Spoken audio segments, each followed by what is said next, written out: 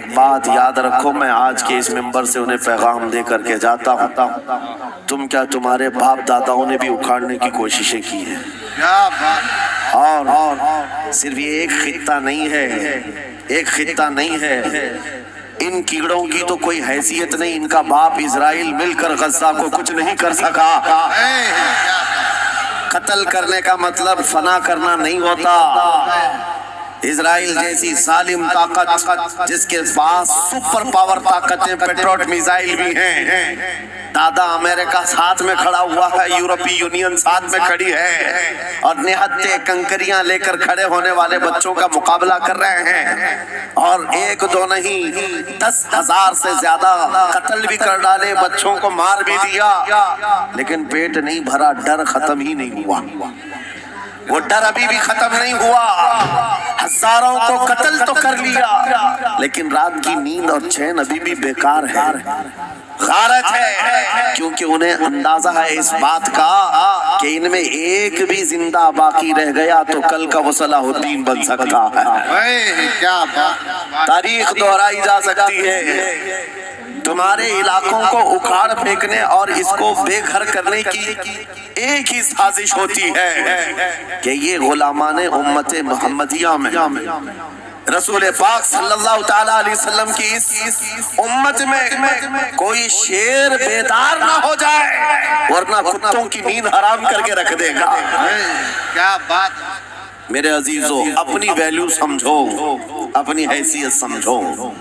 جب تمہارے ساتھ بری نظر لگ جائے تو تمہارے عروج و ارتقاء کی منزلیں شروع ہو جاتی ہیں۔ ان ظالموں کو یہ تاریخ یاد ہونا چاہیے کہ جب میرے خواجہ سرکار غریب نواز ہندوستان تشریف لائے تھے، ان کے آنے کے بعد جو کچھ بھی ان کے ساتھ کیا گیا، ان کے باپ داداؤں نے تاریخ بتائی ہوگی۔ غریب نواز کو نکالنے کے لیے، ان کی جھوپڑی اجاڑنے کے لیے، ان کے خیمے کو توڑنے کے لیے، یہاں تک کہ سرکار غریب نواز جس درخت کے نیچے بیٹھے وہاں سے اٹھوا دیا، کیا نہیں کیا۔ لیکن آج تاریخ 800 سال کے بعد بھی سناٹے دار تھپڑ مار کر کے بتا رہی ہے، جس کو تم یہاں سے بے گھر کرنے کی کوشش کر رہے تھے، اللہ نے اسے ایسا بادشاہ بنایا، تمہاری حکومتیں 5 سال کے بعد ڈیل ڈول ہونے لگتی ہیں، اور اس مرد قلندر کی حکومت 800 سال سے چل رہی ہے، وہ بھی گردنوں پر نہیں لاکھوں دلوں پر حکومت قائم ہے۔ کیا بات ہے! سبحان اللہ! قرآن میں اللہ فرماتا ہے وَأَمَّا مَا يَنْفَعُ النَّاسِ فَيَمْكُثُ فِي الْأَرْضِ، جو لوگوں کو نفع دیتا ہے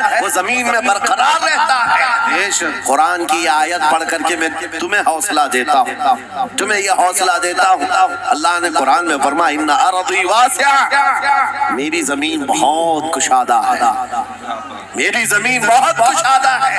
رب تعالیٰ فرماتا ہے وَلَقَدْ كَتَبْنَا فِي الزَّبُورِ مِن بَعْدِ الذِّكْرِ أَنَّ الْأَرْضَ يَرِثُهَا عِبَادِيَ الصَّالِحُونَ، ہم نے زبور میں یہ لکھ دیا ہے کہ ہم اس زمین کا وارث نیک بندوں کو بنائیں گے۔ سبحان اللہ!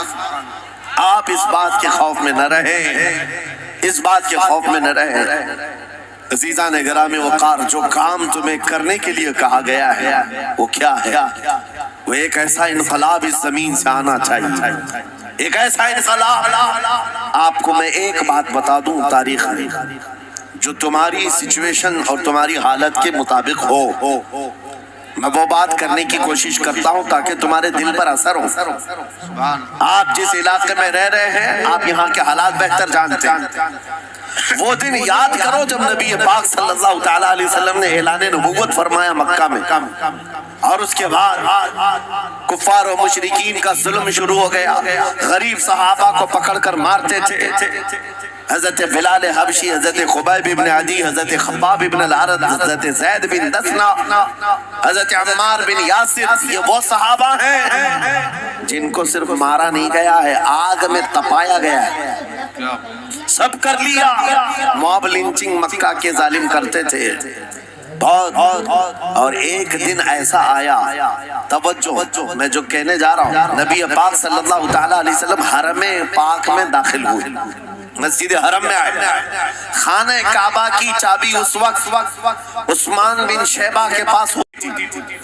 حضور پاک صلی اللہ علیہ وسلم نے ان کے پاس آ کر کے کہا عثمان کعبے کی چابی دو، دروازہ کھول کے میں اندر جانا چاہتا ہوں۔